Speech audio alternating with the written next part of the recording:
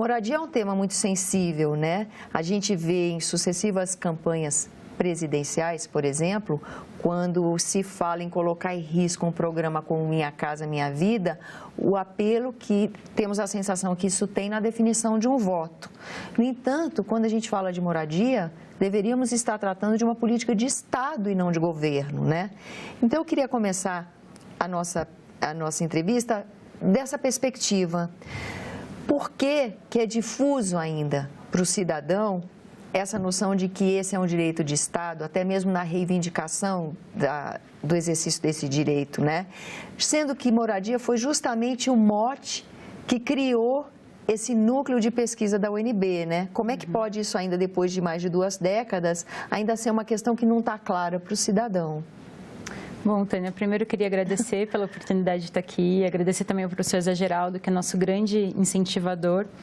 E é bem interessante você falar isso. Se a gente for pensar no ciclo das políticas públicas, a gente tem a agenda, a formulação, a tomada de decisão, a implementação e a avaliação, como um ciclo completo das políticas públicas.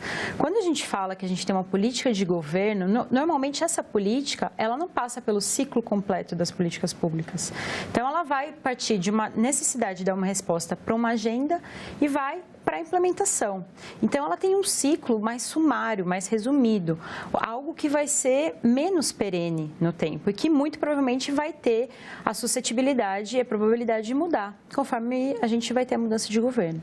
Já a política de Estado, ela abrange esse ciclo mais completo, ela tem arranjos mais complexos, ela envolve variados atores, eventualmente ela vai ter a necessidade de passar pelo legislativo para que a gente tenha algum ato normativo referendando essa política.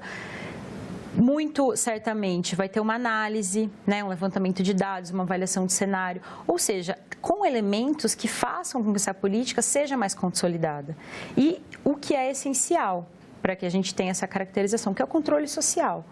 Porque mesmo, não quer dizer que a gente tendo esses arranjos mais complexos e uma lei ou um decreto que fundamente essa política, não quer dizer que ela seja perene, independentemente de mudança de governo. Eu acho que o controle social é um dos elementos centrais para a gente ter a manutenção dessa política. Então, o direito à moradia, por exemplo, ele tem uma característica de política de Estado, uma vez que tem até uma previsão constitucional, né?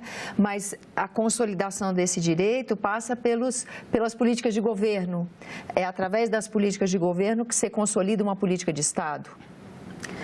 Isso que acontece? A gente tem algumas políticas de governo e a gente pode dizer que a gente tem algumas políticas de Estado. Entendi. Agora, uma das coisas que é relevante a gente pensar também é que a política de Estado, mesmo que a gente tenha uma política que foi feita num governo, mas que que ultrapasse a esfera desse governo, que o novo gestor, o novo presidente, governador, prefeito, que diga que vai dar continuidade à política do governo anterior, não basta ele dizer isso. A gente sabe que política pública sem orçamento é palavra ao vento.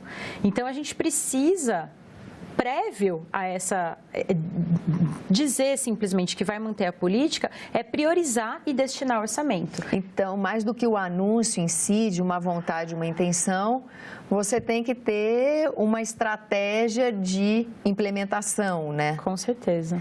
E aí me vem uma pergunta, o que acontece, por exemplo, nesse momento em que a gente vê na mesa discussão sobre planos de governo. Uhum. Planos de governo, políticas públicas, como é que a moradia fica inserida, né? Assim, pensando num horizonte desse momento em que vivemos, o que você acha que pode acontecer com uma política pública que trata de moradia, né? Essa sua questão é super relevante, porque agora, analisando as propostas dos presidenciáveis, né, para pensar no plano federal, dos 13 candidatos, a gente tem somente 7 que incluíram essa temática do direito à cidade, que a gente trata de uma maneira mais abrangente, a questão da moradia, né? Porque a moradia não dá para a gente só pensar numa casa e um terreno. A gente tem que pensar em localização adequada, num custo acessível, infraestrutura próxima, impossibilidade de você ter acesso a transporte. Então, a gente chama isso de direito à cidade, né? Um conjunto de direitos que garantam esse direito coletivo a toda aquela sociedade, aquela comunidade. Então, igualdade de acessos. Desculpe te interromper, mas então hoje em dia um conceito mais atual e vamos dizer até, eu arrisco dizer, mais eficiente é você não só pensar na questão de moradia, mas a qualidade de vida dessa moradia, ela depende também de uma série de serviços que compõem uma moradia possível. Exatamente. É isso? Até porque a gente entende que esse conjunto de direitos, e aí trazendo de novo o direito achado na rua, que é a ideia do contraponto com o direito que você tem produzido dentro dos gabinetes, produzido dentro das instâncias de poder pelo Estado, o direito achado na rua é aquele direito produzido por um sujeito coletivo. E esse sujeito coletivo, com essa garantia de direitos na cidade, está ali todo dia, todo tempo, criando o novo, no exercício desse direito. Então, é isso que a gente está defendendo, esse direito à cidade, que é um ponto de vista mais ampliado. Então, vamos voltar. Dos programas apresentados agora, nessa época de campanha que temos, os possíveis presidentes da República, dos 13, 7 apresentaram alguma coisa, e é no sentido desse conceito mais arrojado? Alguns têm uma pincelada, falam de direito à moradia, outros conseguem aprofundar um pouco mais.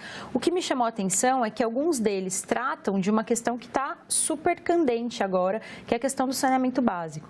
Porque a gente está com uma medida provisória que está prevendo a privatização do saneamento básico. E ao mesmo tempo em que a gente tem alguns candidatos que tratam da ideia de a gente universalizar. Hoje é um dos serviços básicos para a gente garantir um direito à moradia adequado. E se a gente for olhar o Brasil, quase 50% do país tem acesso à rede de esgoto. Claro que isso varia de região e município para município, mas ainda é um nível muito baixo. Então, a ideia é que a gente consiga retomar esse controle social e acompanhar se de fato essas propostas que estão sendo apresentadas na campanha vão se fazer cumprir quando esses candidatos forem eleitos. Se terão condições, né?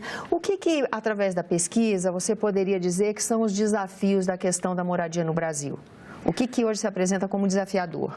Olha, acho que são muitos, mas para a gente conseguir resumir aqui, eu acho que o central para esse momento que a gente está passando é retomar o controle social por meio das instâncias que a gente já tem consolidadas, sejam os conselhos, principalmente o Conselho da Cidade, audiências públicas, conferências, retomar o processo da Conferência das Cidades, que foi paralisado, e implementar os mecanismos de função social da propriedade que a gente tem na Constituição desde 88, que está fazendo 30 anos agora, e que a gente não conseguiu ainda implementar de fato esses instrumentos para dar cumprimento da função social. A sensação que eu tenho com a sua resposta é o que está faltando é o fortalecimento dessa articulação social. Isso. É isso que está faltando?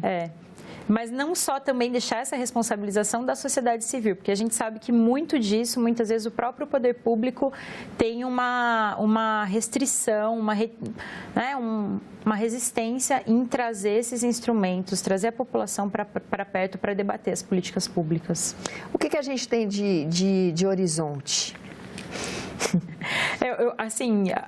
Eu acho que vai depender da atuação da sociedade. Vai depender também da atuação da sociedade, e a gente tem diversos instrumentos que a gente já pode cobrar e implementar, não ficar somente nessa ideia de que não são autoaplicáveis porque estão na Constituição, precisam de lei, de decreto. Eu acho que a gente já tem, é implementar o que a gente já tem disponível. Entendi. Agradeço a sua presença aqui nos nossos estúdios. Obrigada, Tânia.